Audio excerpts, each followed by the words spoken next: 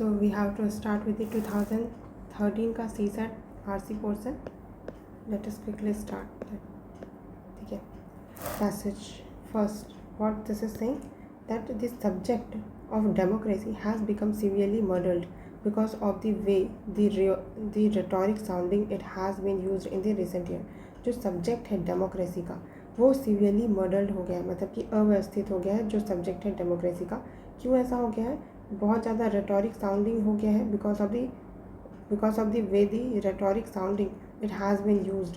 Recent days में बहुत ज़्यादा रेटोरिक साउंडिंग होने के कारण बहुत ज़्यादा अव्यवस्थित हो गया है जो डेमोक्रेसी का सब्जेक्ट है वो. Then there is increasingly and oddly confused dichotomy between those who want to impose democracy on the countries in the non-Western world, मतलब in these countries' own interest of course, and those who are opposed to such imposition because of the respect for the country's own ways. तो बोल रहा है कि इसके कारण increasingly oddly confused dichotomy आ गई है. और ये डाइकोटमी किन के बीच है? उनके बीच जो इम्पोज करना चाहते हैं डेमोक्रेसी को on countries in the non western world में. तो जो नॉन वेस्टर्न वर्ल्ड है वहाँ पर जो इम्पोज करना चाह रहे हैं डेमोक्रेसी को उनके बीच. अब ये नॉन वेस्टर्न वर्ल्ड में क्यों इम्पोज करना चाह रहे हैं? क्योंकि उनका खुद का इंटरेस्ट है इसमें. और किसके बीच में डाइकोटमी है? और दोस्त जो अपोज करते हैं कि इम्पोजिशन नहीं होना चाहिए डेमोक्रेसी का. और ये क्यों चाहते हैं कि इम्पोजिशन नहीं होना चाहिए? क्योंकि वो रिस्पेक्ट करते हैं उन कंट्रीज़ के खुद के तरीके पे. But the entire language of imposition used by both sides is extra ordinarily inappropriate. But दोनों ही साइड ने जो अप्रोच मतलब इम्पोजिशन यूज़ किया है, लैंग्वेज ऑफ इम्पोजिशन है वो एक्स्ट्रा ऑर्डिनरीली क्या है? इनअप्रोप्रिएट है, पर्याप्त नहीं है. Since it makes the implicit assumption that democracy belongs exclusively to the West. जहाँ पर क्योंकि ये इम्प्लिसिटली ये एज्यूम कर ले रहा है, चाहे वो दोनों ही साइड क्यों ना हो, जो इम्पोजिशन करना चाह रहे हैं डेमोक्रेसी और जो इम्पोजिशन करना नहीं चाह रहे, तो दोनों ने ही इम्प्लिसिटली ये एज्यूम कर लिया है कि डेमोक्रेसी बिलोंग करता है exclusively to the West, taking it to be a quintessentially western idea की तरह मान के चल रहा है, which has originated and flourished only in the waste. तो ये अजम्पशन है, ठीक है, इम्प्लिसिट अजम्पशन है. But the thesis and the pessimism is generates about the possibility of democratic practice in the world would be extremely hard to justify. लेकिन ये जो thesis है एंड द पेसिमिज्म है जो जनरेट कर रहा है ये about the possibility of democratic practice, जो पॉसिबिलिटी है डेमोक्रेटिक प्रैक्टिस की in the world would be extremely hard होगा, ये बहुत ज़्यादा हार्ड होगा जस्टिफाई करना. There were several experiments in the local democracy in ancient India. बहुत सारे एक्सपेरिमेंट हैं हुए हैं लोकल डेमोक्रेसी में, लोकल डेमोक्रेसी का एंशिएंट इंडिया में. Indeed it understanding the roots of the democracy in the world we have to take an interest in the history of the people participation. अगर सच में हमें समझना है कि रूट्स ऑफ डेमोक्रेसी वर्ल्ड में कैसा है तो हमको इंटरेस्ट लेना होगा history of people participation and people reasoning in different parts of the world. कि पीपल कैसे पार्टिसिपेट करते हैं, पीपल कैसे रीजन करते हैं in the parts of the world. We have to look beyond thinking of democracy only in terms of the European and American evolution. तो हमको beyond सोचना होगा डेमोक्रेसी के, ना कि ओनली हम यही टर्म्स में देखें कि European and American evolution democracy का कैसे हुआ. We would fail to understand the previous demands for participatory living on which Aristotle spoke with far reaching insight. तो हमको क्या करना होगा? वी फेल टू अंडरस्टैंड, हम ये फेल हो जाते हैं अंडरस्टैंड करने में जो परवेजिव डिमांड है पार्टिसिपेटरी लिविंग का, ऑन विच एरिस्टोटल स्पोक, जिसके बारे में एरिस्टोटल ने बताया है, विथ फार रीचिंग इंसाइट के साथ, मतलब कि बहुत दूरदर्शिता के साथ बताया है.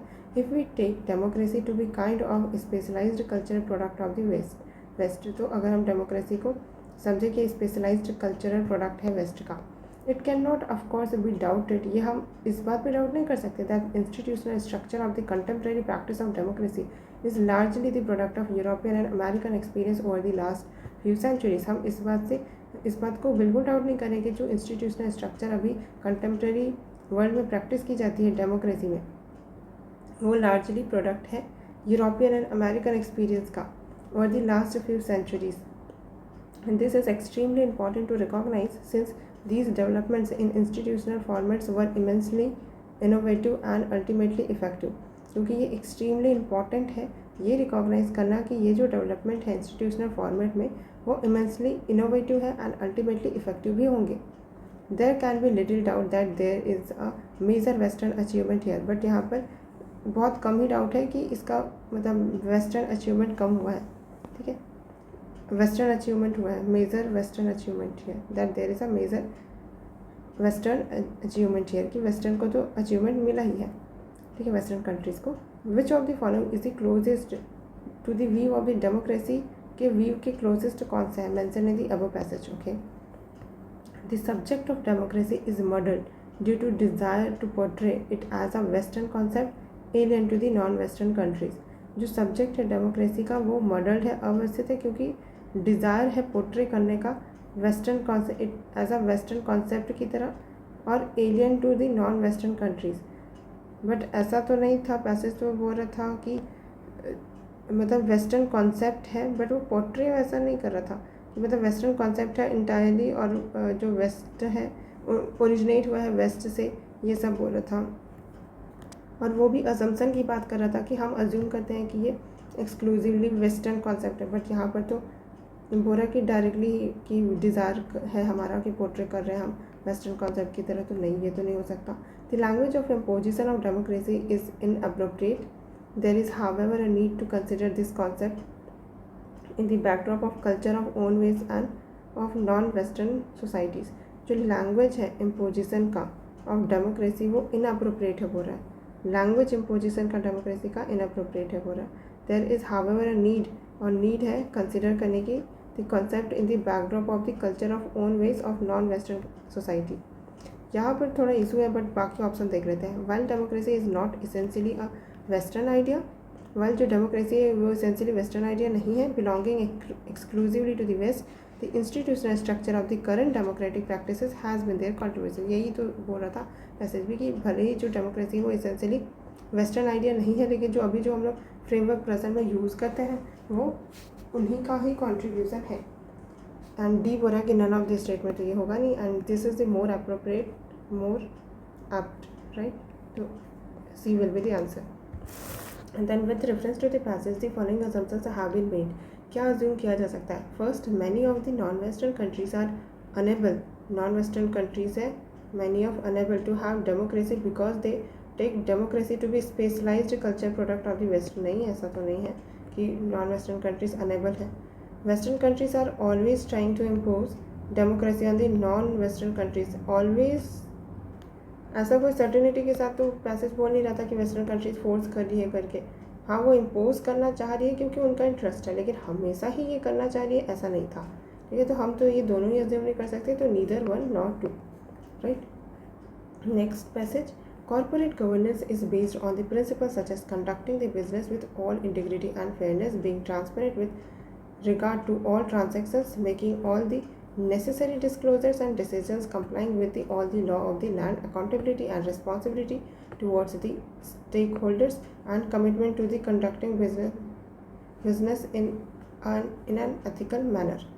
तो ये बेसिकली कॉर्पोरेट गवर्नेंस का डेफिनेशन बताया कि जो कॉर्पोरेट गवर्नेंस है वो बेस्ड है किस पे, उन प्रिंसिपल पे जो such as the conducting the business, तो उन प्रिंसिपल के ऊपर आधारित है जो कि क्या है, बिजनेस विथ ऑल इंटीग्रिटी, कि बिजनेस करना एकदम पूरी अपनी इंटीग्रिटी के साथ, एकदम पारदर्शिता एंड क्या बोलते हैं फेयरनेस के साथ, being transparent with regard to all transaction के लिए पारदर्शिता होनी चाहिए, एंड सारे नेसेसरी डिस्क्लोजर जो पब्लिक को जानना ज़रूरी है वो सारे डिस्क्लोजर एंड डिसीजंस बताना ज़रूरी है, complying with the law, all law of the land. जो उस कंट्री में अगर ऑपरेट कर रहे हैं वो, अगर वो कोई कॉरपोरेट है, वो कोई कॉरपोरेशन है वो, तो उसको क्या करना होगा, उस लैंड के सारे लॉ से कंप्लाई करना होगा। Accountability and responsibility towards stakeholder, जो भी स्टेक होल्डर इन्वॉल्व है उनके टुवर्ड्स अकाउंटेबल एंड रिस्पॉन्सिबल होना, and commitment to conducting business in an ethical manner में बिजनेस कंडक्ट करना, ये होता है कॉर्पोरेट गवर्नेंस।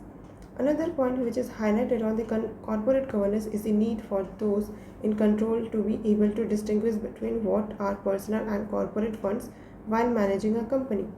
अनदर पॉइंट यहाँ पे ये हाईलाइट किया गया on the corporate governance is the need for those, की नीड है उनकी, those in control to be able to be distinguished between what are personal and corporate fund, कि ये बोल रहा है कि एक चीज़ और हाईलाइट करने की ज़रूरत है कॉर्पोरेट गवर्नेंस में कि कंट्रोल किसका होगा, need for those in control, मतलब कि जो कंट्रोल में है, कंट्रोल कर रहे हैं, to be able to distinguish, वो डिस्टिंग्विश कर सके बिटवीन जो पर्सनल है एंड क्या कॉर्पोरेट फंड है, कौन सा पर्सनल फंड है कौन सा कॉर्पोरेट फंड है, वाइल मैनेजिंग अ कंपनी, जब भी कंपनी को मैनेज कर रहे हैं तब, ठीक है।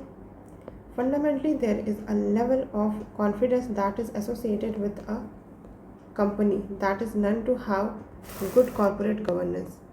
तो जो फंडामेंटली क्या है, there is a level of confidence that is associated with a, fundamentally तो एक लेवल ऑफ कॉन्फिडेंस है जो कि एसोसिएटेड है विद द कंपनी के साथ, that is known to have good corporate governance, जिनको जाना जाता है गुड कॉर्पोरेट गवर्नेंस के लिए। तो एक लेवल ऑफ कॉन्फिडेंस तो आ ही जाएगा ना जब किसी भी कंपनी का गुड कॉर्पोरेट गवर्नेंस होगा। The presence of an active group of independent director, और जब प्रेजेंट होते हैं active group of independent director होते हैं ना कॉर्पोरेट में, independent director on the board contributes a great deal towards ensuring confidence in the market। तो जब इंडिपेंडेंट डायरेक्टर होते हैं बोर्ड ऑफ डायरेक्टर में, तो ये चीज़ इंश्योर करती है कि मार्केट में मतलब उस कॉरपोरेशन के टूवर्ड्स थोड़ा कॉन्फिडेंस रहता है, ठीक है। मतलब contributes to great deal, बस बोल रहा है इंश्योर करने में, हाँ confidence. Then corporate governance is known to be one of the criteria that foreign institutional investors are increasingly depending on.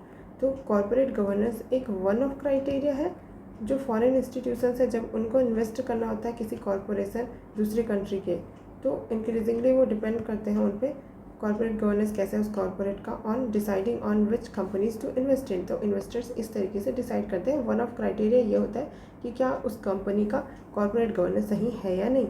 It is also known to have a positive influence on the share price, और इसका share price पे भी positive effect आता है, क्योंकि share बढ़ेगा, share price बढ़ेगा उस कंपनी का, of the company. Having a clean image on the corporate governance front could also make it easier for companies to source capital at more reasonable cost.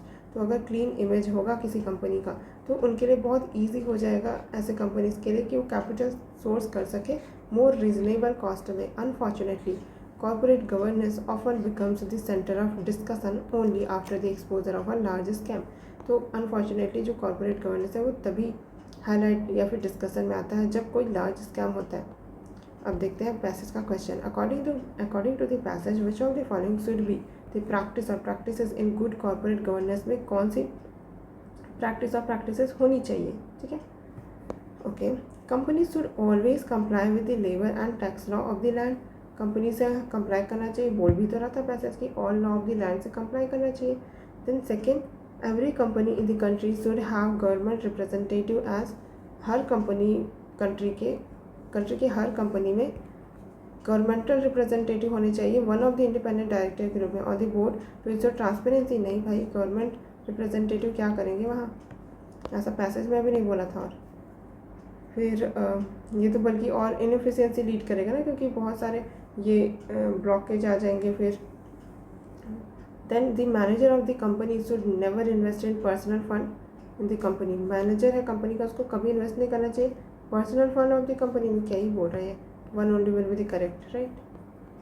Then इसी पैसेज में second question, that is according to the passage which of the following is are major benefit और benefits of a good corporate governance का क्या benefit है major.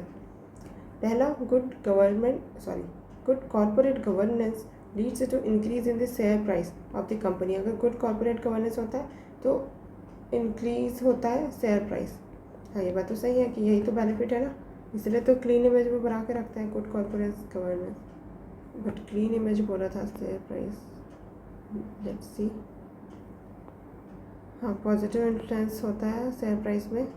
ठीक है, सही होना चाहिए। Then second, a company with good corporate governance always increase its business turnover rapidly.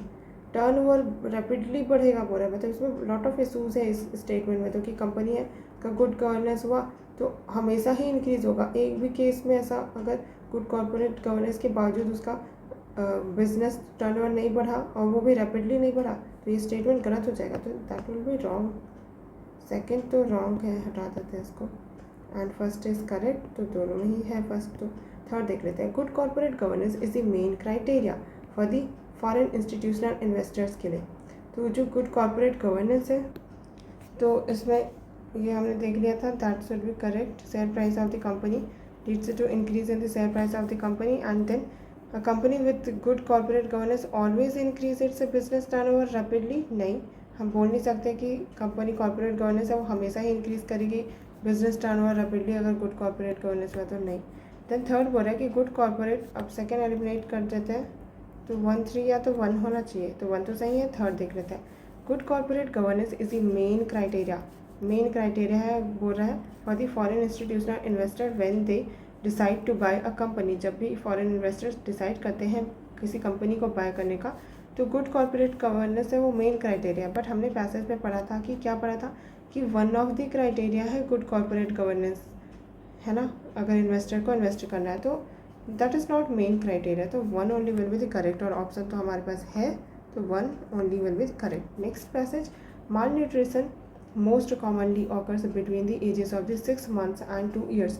तो जो माल न्यूट्रिशन है वो कब होता है, कॉमनली ऑकर होता है 6 months से 2 years के बीच में। This happens despite the child's food requirement being less than that of an older child. और ये होता है डिस्पाइट कि जो चाइल्ड है उसका फूड रिक्वायरमेंट तो कितना कम होता है किसी ओल्डर चाइल्ड के कंपैरिजन में।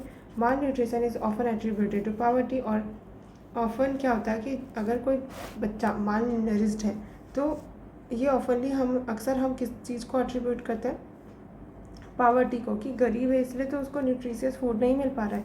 But it has been found that even in the household where adult eat adequate quantities of food, more than 50% of children under 5 do not consume enough food।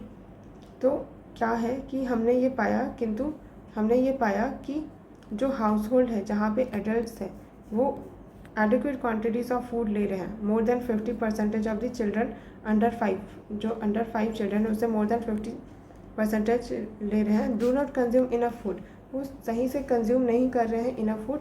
The child's dependence on the someone else to feed him और her is primarily responsible for the malnutrition. जो child है उसका dependence है बहुत ज़्यादा कि वो कोई दूसरा आएगा उसको खिला देगा, यही प्राइमरी रिस्पॉन्सिबिलिटी, मतलब यही प्राइमरीली रिस्पॉन्सिबल है माल न्यूट्रिशन के पीछे, ये पाया गया। ठीक है, very often the mother is working and the responsibility of the feeding the young child is left to an older sibling. तो वेरी ऑफन क्या होता है, जब मदर वर्किंग होती है तो क्या होता है, ऑफन मदर है वो वर्किंग है और रिस्पॉन्सिबिलिटी है बच्चे को, मतलब यंग चाइल्ड है उसको खिलाने का, किसके ऊपर आ जाता है, ओल्डर सिबलिंग के ऊपर। It is therefore crucial to increase awareness regarding the child's food needs and how to satisfy them. तो इसलिए ये बहुत ज़्यादा क्रूशियल हो जाता है कि हमको इंक्रीज़ करनी चाहिए awareness regarding child food needs के, चाइल्ड के फूड के नीड्स के बारे में, and how to satisfy them, right. Coming to the question, according to the passage, malnutrition in children can be reduced। जो malnutrition है children में वो कैसे reduce किया जा सकता है, if the children have regular intake of the food, children है वो regular intake करें food का, ठीक है, सही लग रहा है। after they cross the age of 5, तो malnutrition है वो reduce करेंगे 5 की एज के बाद, नहीं भाई ऐसा क्यों करेंगे, बल्कि 6 month एंड 12 ईयर के बीच में तो माल नरिशमेंट ज़्यादा दिख रहा है, तो 5 तक तो माल नरिश्ड ही हो जाएगा अगर वेट करते रहेंगे तो। If the food needs of the younger children are none, अगर फूड नीड्स है यंगर चिल्ड्रन का वो पता हो, ऐसा कुछ बोलते रहा था कि food needs, it is therefore crucial to increase awareness regarding child food needs, awareness की ज़रूरत है। Okay, if the food needs younger children are none, तो पता तो है तभी तो अवेयरनेस फैला रहे हैं ना। If the responsibility of the feeding younger children is given to adults, अगर रिस्पॉन्सिबिलिटी फीड करने का यंगर चिल्ड्रन को एडल्ट्स को दे दे तो माल न्यूट्रिशन नरिश्ड हो जाएगा। सिर्फ रिस्पॉन्सिबिलिटी देने से बस काम नहीं बनेगी, तो डी तो नहीं होना चाहिए। और बाकी बचा ए एंड सी। अब वापस से रीलुक करते हैं इन पे। If the children have regular intake of food, but हमको पैसेज में तो यही बोला ना कि वो रेगुलरली ईट कर रहे हैं लेकिन सही adequate quantities, but it has been found that even household adult not consume enough food, the children depends on someone else for malnutrition। okay, तो वो खा तो रहे हैं लेकिन जो एडिक्वेट क्वांटिटीज़ नहीं खा रहे हैं, तो ये तो नहीं हो सकता। रेगुलर इंटेक फूड का सिर्फ रेगुलर इंटेक से नहीं होगा, हमको उनका जो एग्जैक्ट नीड है कि जिससे माल नरिशमेंट ना हो वो चाहिए, तो यही सही होगा फिर तो। Then according to the author poverty is not the main cause of the malnutrition, poverty main cause नहीं है, but the fact that taking care of younger ones is not a priority of the working mother. ये तो हम नहीं बोल सकते कि priority working mother का नहीं है करके, और कमीशन कभी भी ऐसा स्टेटमेंट नहीं बनाएगा जहाँ पर वो वुमेन को ब्लेम करेगा कोई भी इशू के लिए। ये तो बहुत ज़्यादा पेट्रियार्कल माइंडसेट हो जाएगा ना। तो taking care of younger ones वो प्रायोरिटी नहीं है वर्किंग मदर का, ऐसा नहीं बोल सकते। Then second, awareness of nutritional needs is not propagated by the public health authorities. जो अवेयरनेस है न्यूट्रिशनल नीड का, ये बात हो सकती है क्योंकि अवेयरनेस की कमी है, यही तो बता रहा था अवेयरनेस रिगार्डिंग चाइल्ड फूड। तो पब्लिक अथॉरिटी ने प्रोपोगेट नहीं कर पाए, तभी तो अवेयरनेस नहीं है। तो इस फ्रंट पे काम करने की ज़रूरत है। तो this can be assume, right. तो second only will be the correct. Then next passage, a number of empirical studies find that farmers are risk averse। Number of empirical studies से हमको ये पता चला कि जो फार्मर्स है वो रिस्क अवर्स है, मतलब रिस्क से दूर जाते हैं। दो only moderately in many cases, पहले ही मॉडरेटली रिस्क लेते हैं वो बहुत सारे केसेस में। There is also evidence to show that farmers risk aversion results in cropping pattern and input use design to reduce risk rather than to maximise income.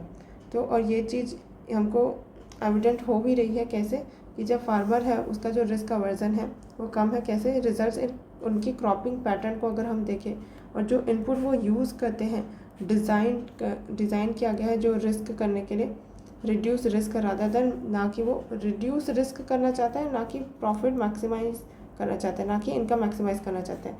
Farmers adopt a number of strategies to manage and cope with the agriculture risk. तो farmers है वो बहुत सारी strategies use करते हैं, manage करते हैं और कोप करना चाहते हैं एग्रीकल्चर रिस्क से। These include practices like the crop and field diversification. तो वो क्रॉप एंड फील्ड डाइवर्सिफिकेशन करते हैं रिस्क कम करने के लिए।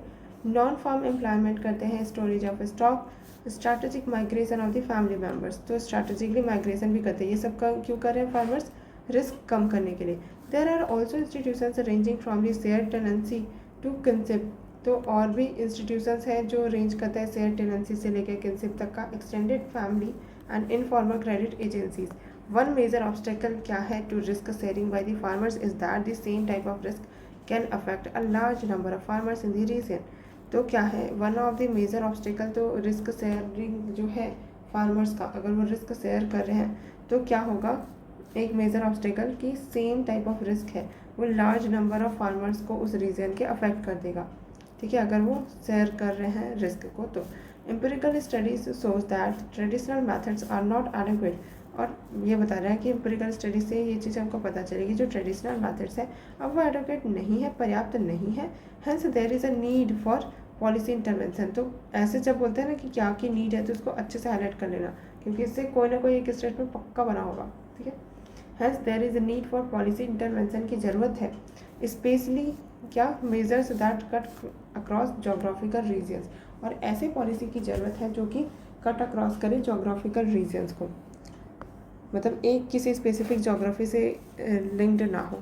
पॉलिसीज़ में aim at tackling agriculture risk directly और indirectly.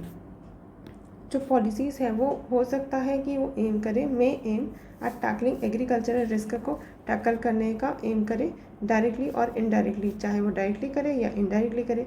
Examples of the risk specific policies are crop insurance. तो रिस्क स्पेसिफिक पॉलिसीज़ कौन कौन सी है कि क्रॉप का इंश्योरेंस ले लो, price stabilization and development of the varieties resistant to the pest disease. Policies which affect risk indirectly are, और जो वो पॉलिसीज़ जो रिस्क को इनडायरेक्टली अफेक्ट करती है वो कौन सी है? एरीगेशन है, subsidised credit and access to information. No single risk specific policy sufficient. कोई भी एक सिंगल रिस्क जो स्पेसिफिक पॉलिसी वो कभी भी सफिशिएंट नहीं होगी to reduce risk and is without side effect. और ऐसा भी नहीं होगा कि बिना कोई साइड इफेक्ट के हो। Whereas policy is not specific to the risk influence the general situation and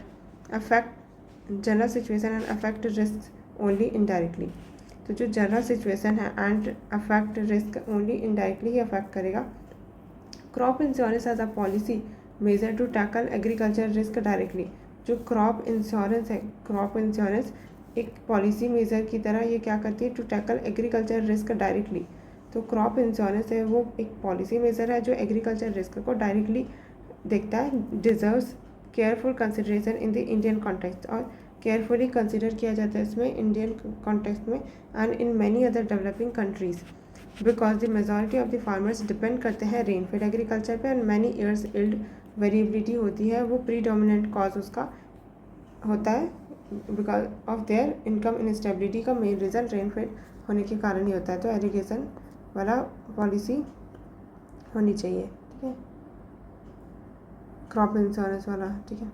फिर आता है क्वेश्चन पे the need for the policy intervention to mitigate the risk in the agriculture, because जो policy intervention है उसकी need है, क्यों mitigate करने के लिए रिस्क को एग्रीकल्चर में, क्यों रिस्क मिटिगेट करना है एग्रीकल्चर में, क्योंकि farmers are extremely risk averse, इसलिए एक्सट्रीमली ऐसा तो नहीं बोला था फार्मर्स रिस्क अवर्स है, बोला था एकदम ही रिस्क अवर्स है ऐसा नहीं बोला था। Farmers do not know how to mitigate risk, पर वो तो बता रहा था ना कि अलग अलग प्रैक्टिसेस करके रिस्क को कम कर रहे हैं, तो इनको तो पता है।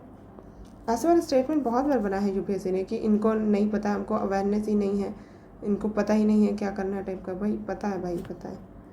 The methods adopted by the farmers and existing risk sharing institutions are not adequate, जो मेथड्स हैं जो अडॉप्ट किए जा रहे हैं फार्मर्स के द्वारा एग्जिस्टिंग रिस्क शेयरिंग इंस्टीट्यूशंस के लिए, वो एडिक्वेट नहीं है। फिर majority of farmers depend on the rainfed agriculture, तो सी ज़्यादा करेक्ट है, क्यों, क्योंकि जो मेथड्स हैं अडॉप्ट किए जा रहे हैं फार्मर्स के द्वारा एग्जिस्टिंग रिस्क शेयरिंग इंस्टीट्यूशन के द्वारा, वो एडिक्वेट नहीं है, इसलिए तो पॉलिसी इंटरवेंशन की ज़रूरत है, बोल रहा था ना। देखो methods traditional methods are not adequate, hence there is need for policy intervention specially measures that cut across the geographical region, तो दिस इज करेक्ट, ओके। और यहाँ पे मेजॉरिटी ऑफ फार्मर्स बोला था, बट ऐसा वो अलग कॉन्टेक्स्ट में था कि वहाँ पर क्या करना होगा, majority farmers depend on rainfed agriculture and many area है वो, उसके कारण क्या हो रहा है, क्योंकि रेनफेड एग्रीकल्चर पे वो डिपेंडेंट है, तो इल्ड है वो वेरिएबल हो रहा है और इनकम अनस्टेबल हो रहा है, तो उसका आंसर होगा, ठीक है। Then which of the following observations emerge from the above passage, कौन सा ऑब्जर्वेशन इमर्ज होता है अबव पैसेज से। One can identify a single policy that can reduce risk without any side effect, नहीं, पैसेज तो बोल ही रहता कि साइड इफेक्ट है, to reduce risk without side effect where is possible not specific to, ये नहीं हो सकता। तो no single risk specific policy is sufficient, कोई भी single risk specific policy sufficient नहीं है टू रिड्यूस एग्रीकल्चर रिस्क, तो अगेन एक्सट्रीम में जा रहा है। Policies which affect risk indirectly can eliminate it, government policy intervention can mitigate agriculture risk completely, सारे ही एक्सट्रीम बना दिया। देखते हैं वापस से रीड करते हैं, कौन सा ऑब्जर्वेशन इमर्ज हो रहा है अब पैसे से बोल रहा है। पहला बोल रहा है कि one can identify single policy जो रिड्यूस करे विदाउट एनी साइड इफेक्ट, ठीक। फिर no single risk specific policy sufficient, कोई भी रिस्क एक सिंगल स्पेसिफिक पॉलिसी है वो सफिशिएंट नहीं है टू रिड्यूस एग्रीकल्चर रिस्क, यही तो बोल रहा था पैसेज, हाँ, कि कोई भी एक सिंगल रिस्क स्पेसिफिक पॉलिसी नहीं हो सकती है, हमको यहाँ पर ये देखो, no single risk specific policy sufficient to reduce risk and is without side effect, तो B will be the correct answer. और बाकी थर्ड सी एंड डी भी देख लेते हैं एक बार, कि policies without affect risk indirectly can eliminate it, तो एलिमिनेट ही कर देगा तो नहीं हो सकता ऐसा। गवर्नमेंट पॉलिसी इंटरवेंशन है वो मिटिगेट करने का एग्रीकल्चर रिस्क कम्प्लीटली ही कर देगा, ऐसा तो नहीं हो सकता। Then consider the following statement, a primary group is relatively smaller in size, इसी पैसेज का है क्या अलग है, सी सेट का I think, intimacy is an essential characteristic of the primary group, हाँ ये सी सेट का क्वेश्चन, आई मीन क्वांट वाला पोर्सन, एलआर वाला पोर्सन है। Next moving towards next passage,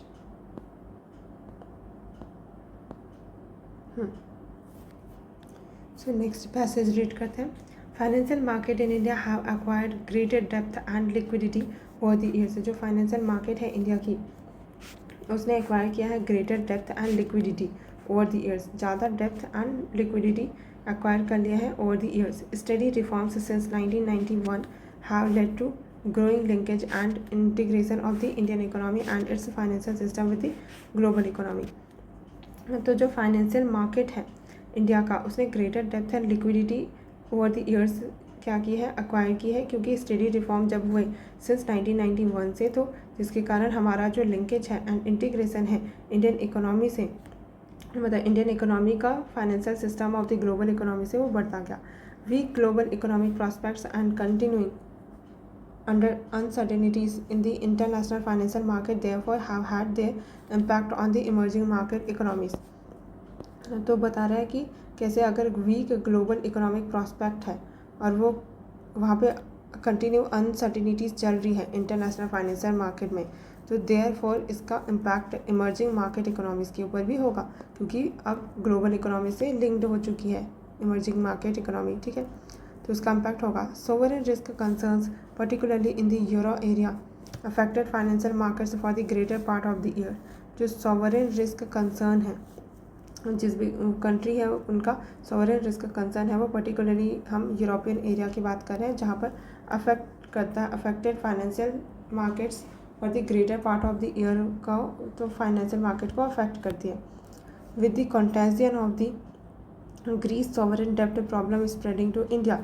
तो जो कंटेजियन ग्रीस का प्रॉब्लम था, सॉवरेन डेब्ट प्रॉब्लम था, वो ग्लोबल प्रॉब्लम के होने के कारण, क्योंकि ग्लोबल इकोनॉमी से इंडिया भी लिंक्ड है, तो वो स्प्रेड हुआ इंडिया में भी एंड अदर इकोनॉमीज़ में भी by way of higher than the normal level of volatility. तो कहीं पे हायर और कहीं पे नॉर्मल लेवल ऑफ वोलेटिलिटी, लेकिन अफेक्ट हुआ। The funding constraints in international financial market could impact both the availability and the cost of the foreign funding for the banks and corporates। अगर funding का कॉन्स्ट्रेन है international financial market में, तो इसका impact दोनों जगह हो सकता है। कहाँ पे impact? Both availability and cost of foreign funding. तो अवेलेबल है या नहीं और कॉस्ट कितना होगा फॉरेन फंडिंग का फॉर बैंक्स एंड कॉर्पोरेट, दोनों को अफेक्ट करेगा। Since the Indian financial system is bank dominated, क्योंकि इंडिया की फाइनेंशियल सिस्टम तो बैंक डोमिनेटेड है, banks ability to withstand stress is critical. तो इसके कारण, क्योंकि इंडिया की फाइनेंशियल सिस्टम है वो बैंक डोमिनेट करती है इस फील्ड को, तो ये बहुत ज़्यादा क्रिटिकल हो जाता है हमारे लिए कि टू ओवरऑल फाइनेंशियल स्टेबिलिटी के लिए, ठीक है, it is critical to overall financial stability. Indian banks however remains robust notwithstanding a decline in capital to risk weighted assets. However Indian banks हैं वो हाउएवर रिमेन रोबस्ट है Indian bank, तो जो कि विथस्टैंड नहीं करती है decline in capital to notwithstanding robust है, ये हम नॉट विथ स्टैंडिंग जो डिक्लाइन हो रहा है capital to risk weighted assets ratio and rise in the non performing asset levels in the recent past.